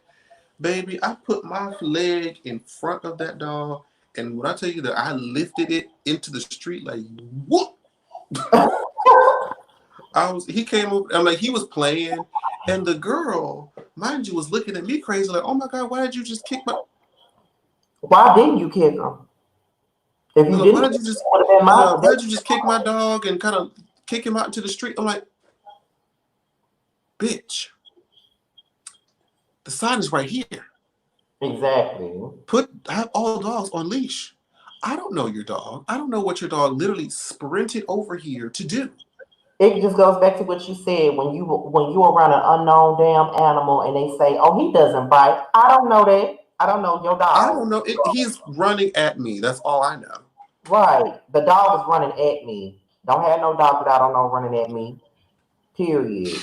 So all I'm gonna say, the last thing I'm gonna say on this is this right here. That video basically exposed how fucked up and corrupt our law system is. Cause you can sit up and do that, and a motherfucker could get charged for no reason. A motherfucker could get arrested for no apparent reason just because a bitch like that decide that she gonna lie and use her privilege to get her fucking way. And what did she get? Then she lose her job and her fucking dog or some shit Oh like that. yeah. See, the internet worked in favor of good this week because of course they found her name, and I saw some people that like posted her LinkedIn account, which posted where she worked at, and they had contacted the workplace, and the workplace had gotten so many responses from her, or so many responses from people talking about her that they had to release a statement on their social media pages saying that we're first they said we're investigating the situation and the employee has been put on administrative leave, And people was posting that like, bitch, what the fuck do you mean you investigate? What is there left to investigate? The video is right there. You don't need nothing else to investigate. There's nothing left to investigate. There's the evidence right there. And so eventually she did get fired, but it was just like, child, it'd be so crazy how people who post these things or do these things intentionally and know what they're doing to then wonder why and claim victim when reprehension happens to them. Because they don't expect nothing to happen to them. They used to getting away with every damn thing. I'm sure I didn't want to. It's just like just a quick little tidbit. It's just like one time, I don't know if I told you this story or not, Jamar, but it was maybe about 3 years ago. I had just got to work, and when I would go to work, I would talk to my mom on the phone when I was working at night. Like when I go to work at noon and get off at 9, I'll talk to my mom the whole trip to work. And I got out the car, and I'm walking through the parking lot, and I'm cutting through the parking area, and there was this white woman, and she saw me walking by, and she immediately tensed and did this. Like I'm really about to do something to her. Like I'm about to snatch her purse. Like I'm about to attack her. I'm simply on the phone with my mom, like, yeah, girl, blah blah blah. Then I'm trying to walk past her because her door was halfway open. She like, I'm like, bitch. That's the perception that You the media will lead you to believe, that we're all dangerous, that we're And all I'm sitting here with raw people. uniform on. You know, I'm never gonna say where I work at on camera, but I'm on here with a uniform on, with my name tag on, and I'm gonna hurt you outside the store. Okay, bitch, you that fucking stupid. Okay. And sometimes they will do that just because they just want to give the image. They just right. Like I was offended, and I don't get offended by much, but bitch, really? That's what we're doing. Okay. But Thank you for. Ooh, let's just move on because it's made me mad all over again. Well, so we got one last one, and I don't want to spend too much time on this one either. Like this was a hot topic today. I think the actual turn of events happened yesterday. But George Floyd. Somebody asked to talk about George Floyd. I didn't want to look too far into the details of it, just because things like this upset me greatly, and I don't try to, too much disturb my mental peace, but I did want to get the gist of what happened. There was just a video circulating of George Floyd, who was an unarmed black man. Sounds familiar. The video showed a policeman having his knee, like he was kneeling, and he had his knee on this man's neck. Now, just think about, like, the typical adult weighs somewhere between, like, at least, like, maybe, like, 160 to, like, 250 pounds, somewhere in that spectrum. So you have all of this body weight and bones, and you're putting the hard part of your knee on someone's neck. And gravity is a factor as well. This man was, screaming, talking about how he could not breathe. And he, at least in the video, the guy that was recording it was talking about how it was the guy that had the knee on the neck, and then the other guy trying to tell, like, this other woman, and the guy, like, step back or, leave the area or whatever. And the recorder, like, look, like, dude is unresponsive. You're sitting there with your knee on his neck, and the man has not moved. And you're using all of this force for what? Now, I don't know what was supposedly going on prior to the video recording, and I mean, like, if anybody in the comments knows, like, what the context of what it was, but just still, all I know is, even, like, because of the fact that he was unarmed, they basically killed this man. He died. He may have already been dead before the video even turned on. You know what I mean? The main And thing that stands out to me is the fact that he was unarmed. That's the why main are you exuding this much force? right. That's the main thing. That's the main thing that stands out to me. The fact that he was fucking unarmed. Like that's what sticks out to me. Like these officers, and see, this is why I don't fuck with 12. And when I say 12, I'm talking about the police. I don't fuck with 12 because they're supposed to serve and protect us, but then they be the main ones offing our asses. And then, a lot of police officers, they sit up, they love to write a ticket, they love to set up a roadblock, they love to stop you for silly shit. Like if you going 5 miles over the speed limit, they like to fucking stop you. They love like they like to do stupid shit. But when it comes down to solving a damn murder case, they can't do that. There's one thing they don't know how to fucking do. When it comes down to arresting someone for the right reasons, they don't know how to do that. And but they can sit up here and do this shit, murder somebody, like putting your whole knee on their neck. And sometimes people take their badges and they take their badges and use it for the wrong reasons. If a man, I wanted to because Drew just gave like I the see. context of it. It said the deli store owner called the police on him because he was alleged to have been writing a forged check. The police arrived and claimed that he resisted arrest. Okay, so even if he was writing a forged check, even if he was, because that's alleged, we don't know if it's true or not. So even if he was writing a forged check, is that a reason to kill him? Is that a reason for like he wasn't armed? If he was resisting arrest, you don't have to sit your fucking knee on their neck. You just hold him down on the ground. That's it. He was already on the ground. Why do you have your knee on his neck? And like you said, like the with the police being like, how are we as, people of color supposed to feel when the very like force that's supposed to protect us in case anything goes wrong, or the people that are supposed to help us if we're in danger, are the ones killing us? Exactly. How are See, we intended to feel? somebody just said that there's another video showing that he never resisted arrest. See what I'm saying? It's like, how are we supposed to have faith in you motherfuckers and y'all the main ones killing us? You know what I'm Again, saying? y'all Like, want us to respect y'all. They want us y'all to like respect. Like police, advise and follow y'all order. mm-mm. Y'all can't be trusted. Y'all have shown us. Like police officers will go to the extreme to get some fucking respect. Like they will go to the damn extreme. Like I remember getting pulled over in my own front yard one time. Like I had music, my music was up loud. I will say that. I was coming back from the barbershop and my music was up loud because I was bumping VSOP. It was like real loud.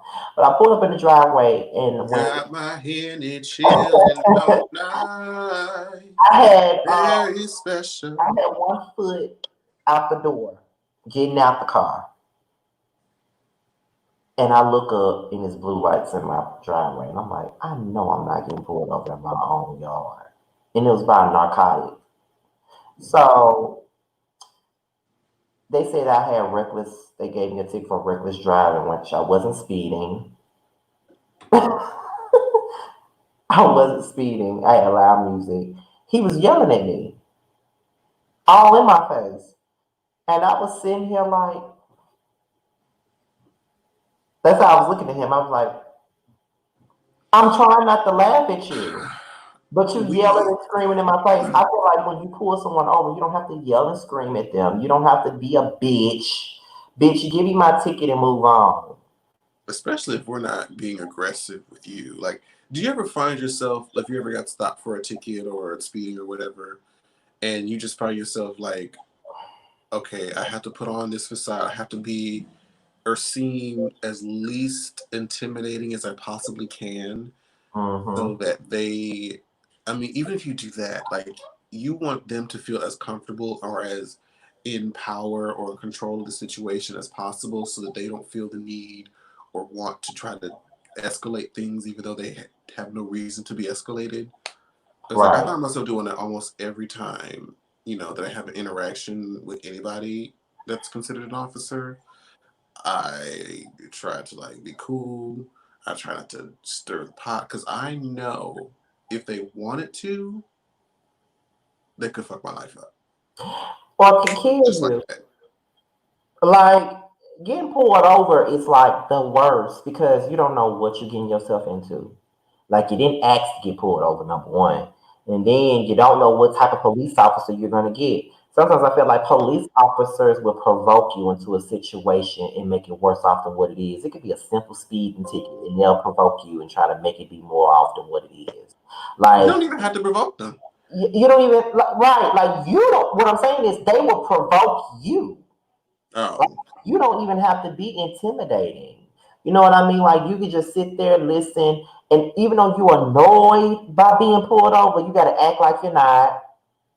You gotta put on this face like you're a cashier at somebody's grocery store or some shit like that. Like you gotta just smile and all this other stuff. And sometimes when you're not smile, when you smile too much, then they really want to yell at you. Then because they're like, well, what you so happy? they think you disrespecting them. Then it's like they want you to show the fuck out just so they can have a reason. And I'm not gonna give you that. Either you're gonna write my ticket or you're gonna take me to jail. It's one of those. I don't know. I'm not gonna be your I damn send story. condolences to at least with Amy Cooper, there was ignorance, and at least some sort of justice got served. But this man had to lose his life unnecessarily, and I'm seeing as like literally before me and Scotty got on here, I was looking on Twitter and I saw that like downtown LA was trending, and I'm like, oh shit, what they doing? They're having riots downtown. People are like getting in front of cars, protesting for George Floyd.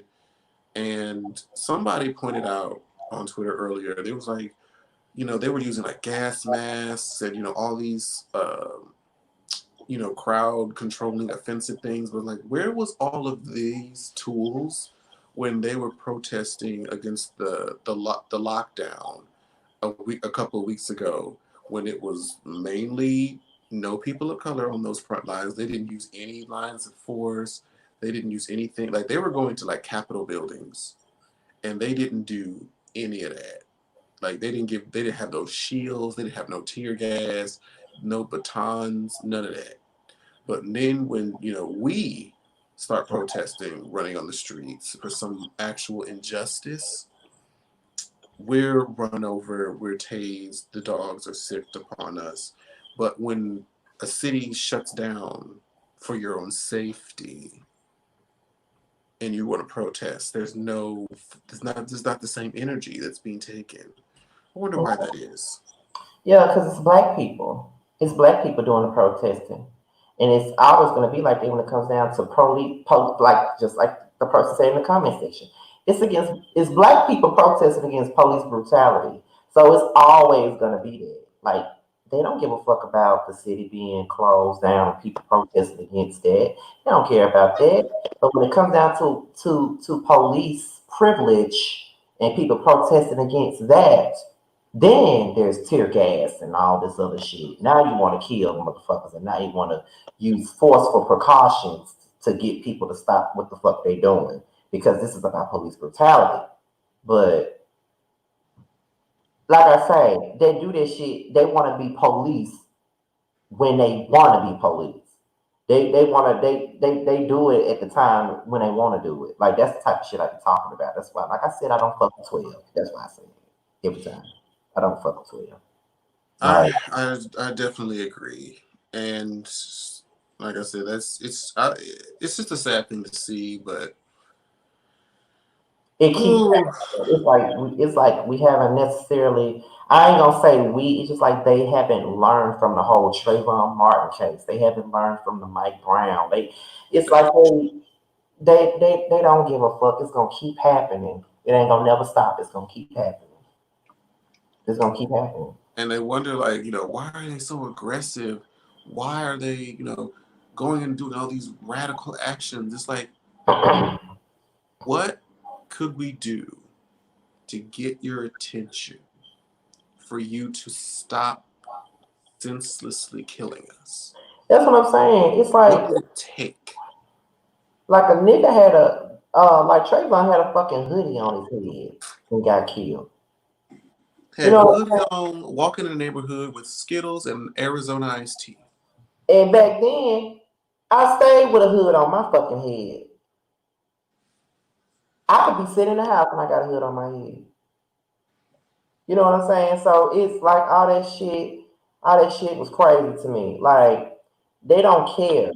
They really don't give a fuck. But just like Drew said, the dude said he couldn't breathe. So Yeah. why the fuck y'all still on his neck in the main say he can't breathe? Like, bitches.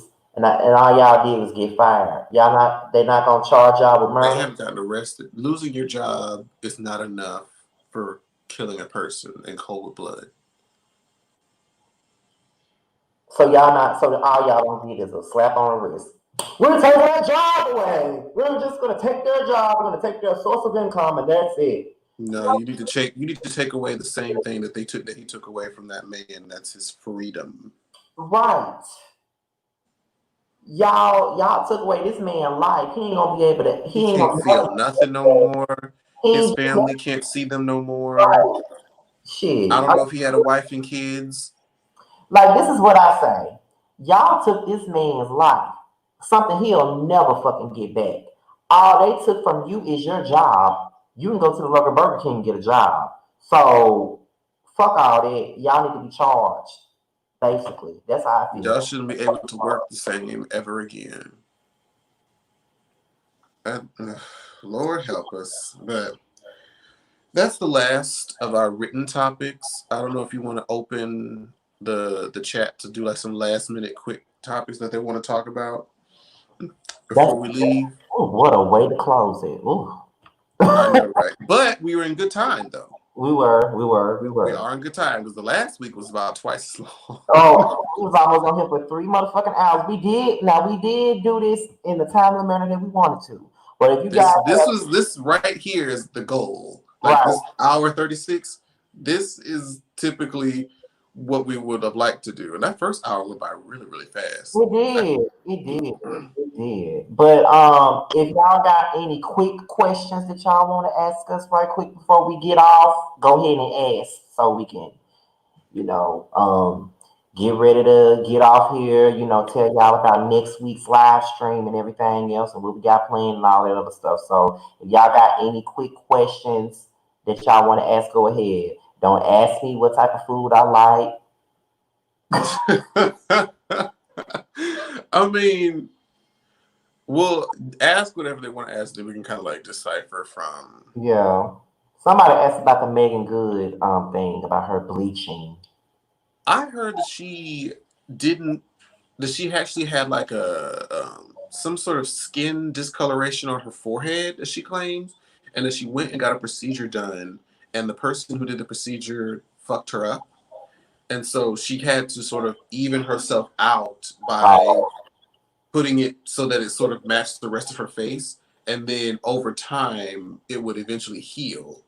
So now, if you see her current pictures, that she looks a lot more colored than she did before. She said that it was some discoloration procedure that happened from some shady doctor, and over time she's allowed to restore her natural color. Because I did see that she looked crazy. I hope that ain't no damn excuse so she won't get dragged by social media. I don't think so. Because she never came off as somebody who was insecure about her melanin. She always like too. Beautiful black girl. Like, is she really, like, even if you looked at her, like, she doesn't look right without the dark skin. It don't look right. When does the podcast premiere? That's on hold for now. Because Miss Rona done came through and kind of fucked that up for us for the time being. But Thank you, Bella. But we will say this: me and Jamar actually did make progress on what we were doing. Like, we started planning this in January. I want to say we started planning it. We discussed for real. Yeah, we discussed it first before the year started, but once the year started, we started planning. We have And I our told him it would, because we talked about it. We, like, to be completely honest, we first brainstormed about this in like 2014 we did. with two other people, We did. but it didn't work out that way. It did not. And we never reapproached the idea because we were both doing our own channels and just didn't, think to do it again. And so when we started talking about it again last year, we could talk about it, but I was like, the only way for us to really like start pushing it and be for real is to give it a name. Oh, you forgot the second time we talked about it. Because the first time in 2014, we were supposed to do it with the other two. The Mm-hmm. second time we talked about it was when we approached Miss Mouse with the idea. Oh, that's right. That's right. It was gonna be us, it was gonna be us three doing it. So But we did. That was in 2017. When I look yeah, back at like my 2017, text threads, we talked about doing that with my Messy Miles like 3 years ago. But we still just never followed up on it, and it just kind of fell by the wayside. yeah, it did kind of fall to the wayside, so we never really discussed it again. But then last year we finally talked about it, and we was like, okay, bitch, we gonna do it.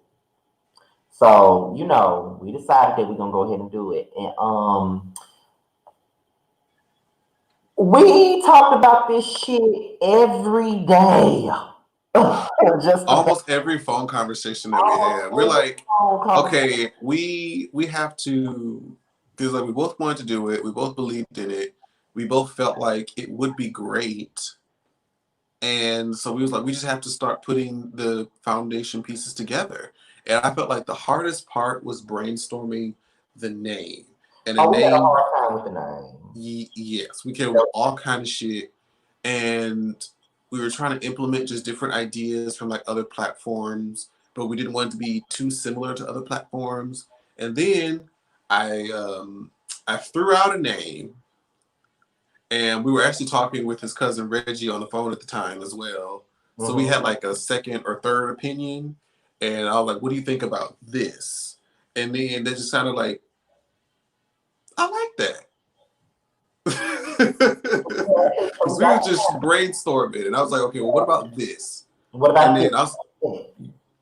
so we settled on that name, and then I was speaking with a friend of mine who does like Photoshop, and I was just like throwing really just ideas at her, and we were literally on the phone for like about 2 hours. Yeah, they or were on the so. phone for 2 hours. Then I came in and I gave my input, and then we got. And we did the finishing touches on it, and then we got the artwork, which was 10 times better than what I was initially planning in my head. Mm-hmm. And I was just like, yo. So it came out to be good, and then we started trying to figure out what platforms we could record the podcast on because we are on different sides of the world. So we were like, how can we do this the right way remotely? And we were just looking at different things, and then we were talking about like mics. We had it all planned out, but then the Rona happened. But it's all good because it's still going to come no matter what. But I do want to get to, because I saw some people were starting to submit some questions, and I don't want to skip by anybody. Somebody asked, what was the worst concert we've ever been to?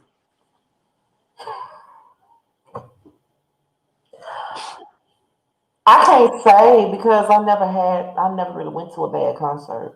I agree. Anytime I've went to a concert, I've had, at least for the concert part, like the actual performance, enjoying the performance of the artist, was great. I had a great time. Now, if we want to talk about what happened after the performance, you already know which concert I'm going to talk about.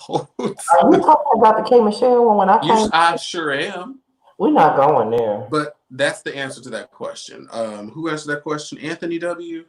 We haven't had any bad concerts, but as far as like with artists, so But after it, child, Things happen for a reason. um, Ready to come together. It would be magnificent. Thank you, Yes Bitch TV. How long y'all been friends?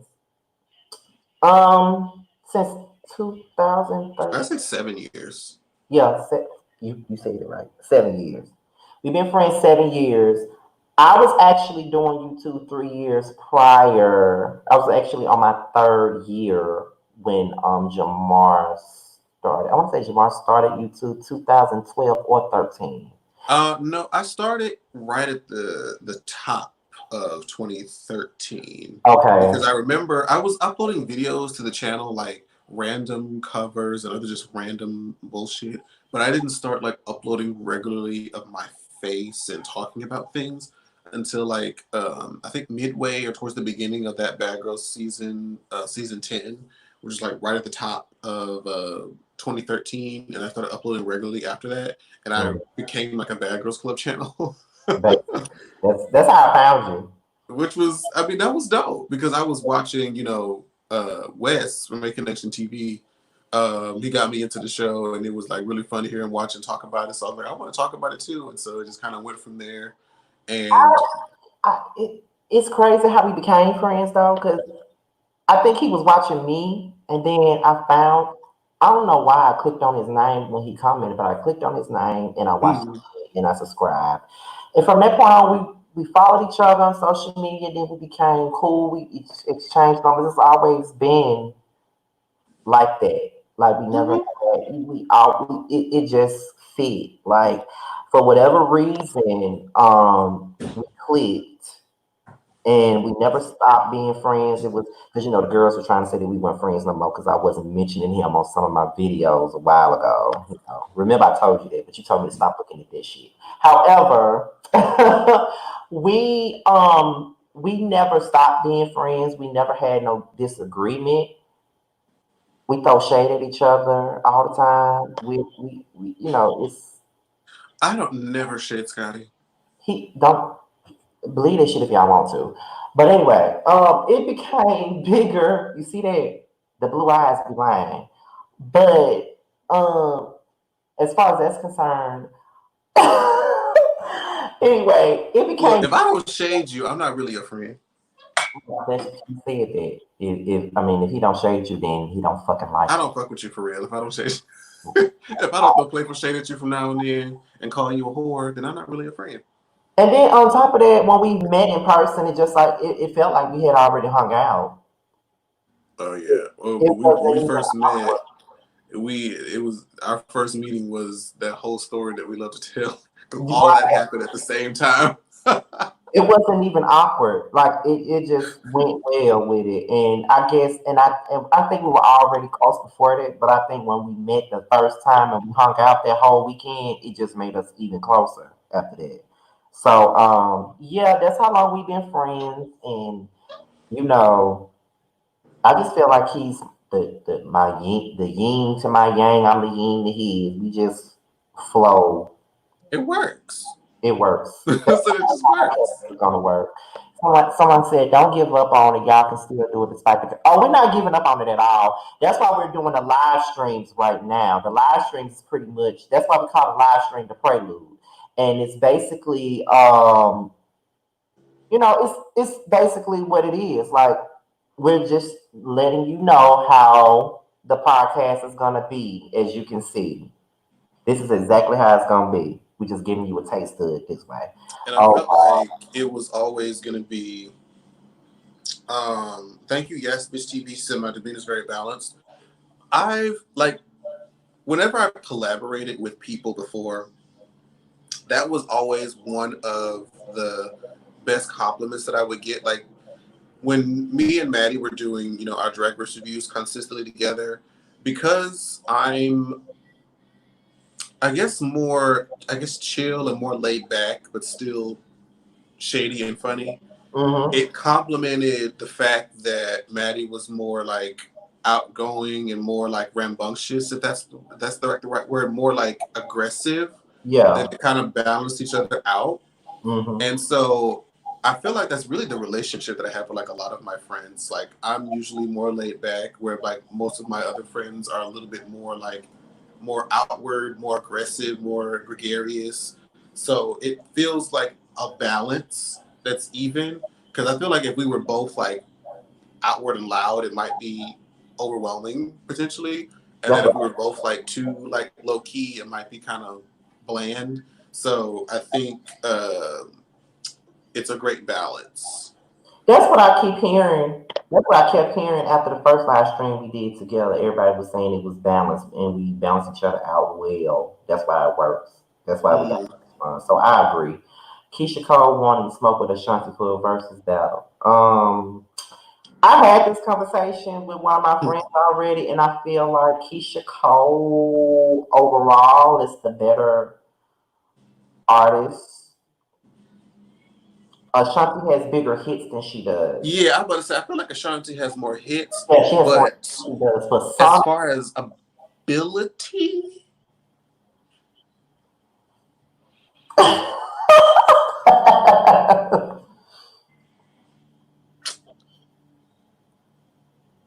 I don't know. I really don't know. Like they're almost equal. Like they, as far as like their abilities, they're both great. They both great. They both make great R&B music. I can't give one like vocally more over the other. Oh, yeah, child, for 11 reset. they're both vocally limited. And it's not shade. They're both limited vocally, but I do think that Ashanti has more hits, but Keisha has better albums. If that makes sense. He posted that. Maybe this man is a stand of trust and believe. If Keisha Cole don't perform nothing else, she can perform trust and believe for the rest of her career, and he would be. That is my song. I don't care what. I don't care if she don't put out nothing else. I want like that is my song. Oh Lord, they already trying to make us be a couple. You see that? Have you ever? Oh yeah, I just no. We're not gonna be a couple. No. That's not what this is. No. That's not what this is. People are trying to make me and Maddie be a couple. It's not a thing. No. No. It's not a thing. No. These are my sisters. That's like incest. Like, no. These are my sisters. Exactly. Like, no. No. Will this happen every Wednesday? It varies. We're trying to do it every week. We're just trying to figure out, you know, we're trying to figure out how schedules go. So yeah, that's basically how it's going to work. We're working around each other's schedules, so it's not a set day, but we're trying to do it every week.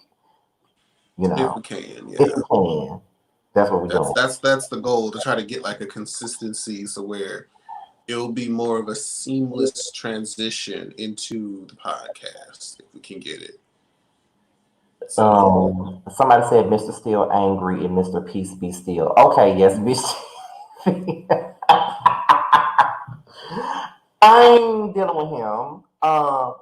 Somebody being funny. They talking about that post that somebody made. Somebody said, "Remember when Maddie broke up y'all friendship?" That was funny when someone tried to say that. Who said that? That's that post I told you about that time when I said they were speculating that we weren't friends anymore, and they were saying, well, Jamar has moved on to Maddie, and he's been working with Maddie, and Scotty keep losing all his friends, and I'm just like, what? And me and you had just talked the day before I saw that. The internet just be weird. It really be weird how they work sometimes, but. Whatever. Y'all believe whatever y'all want to believe, child. I can't keep up with y'all at this point. He's not going anywhere, and neither am I. And if we have a problem, y'all ain't gonna never know. But let's just say 100, we've never had one, though. I mean, I can't imagine. Like, if we get into an argument, if me and you get into an argument, we ain't gonna do nothing but laugh. I'm gonna call you a whore and then that'll be it. You know? Yeah, you gonna call me a whore and I'm be like, okay, well, fuck you, bitch, and then we gonna laugh about it and move on to something else. Like, Now somebody said, "Oh, I know who the other two were." I see it. Oh, I thought you were talking about the comment up under that one. because I see that coming, and I'm not saying nothing about that. I'm not saying nothing about that. Period. I'm not either, but I saw who that was. I'm gonna let that be that. Right. I'm gonna let that be that. Yeah, I'm gonna let it be that.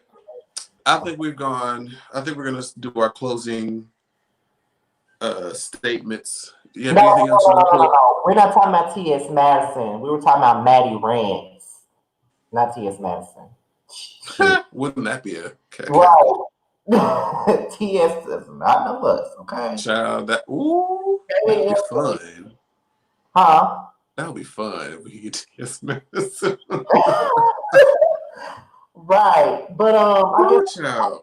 because we almost at 2 hours, and we already we ended our topics at the right time, and then we started opening up the chat to kind of chit chat with y'all. But we want to still keep it at a reasonable time so people look at and they don't, because people see 2 hours, they get intimidated. They'll be like, look, I'm not gonna watch all that shit. If they see an hour and some change, they'll be like, oh, okay, I might be able to do that. Yeah, but 2 hours, That's why when people be going live on here for like 10 hours, I'm like, 10 hours? Y'all see No, I ain't never seen that. Listen, people have done that shit for real. Like crazy. But anyway, to close it out, this is the official first episode of the Prelude. I'm gonna say that. And I had a great time, as we always do. The next episode of the Prelude would be, I think, on Monday, because that's when Jamar is available at the most. Is on Monday, so that's when I think that's when it's going to be. We're going to have Aaliyah come back on Monday, and I don't even think we're going to be doing hot topics on this one, aren't we? We're going to be talking about. I said it depends. I feel like it would depend on what happens. Between time. Like if something noteworthy happens in between time, then we'll put it in there. But this next live that we're gonna do, we're gonna be talking about the lack of a love life neither one of us have.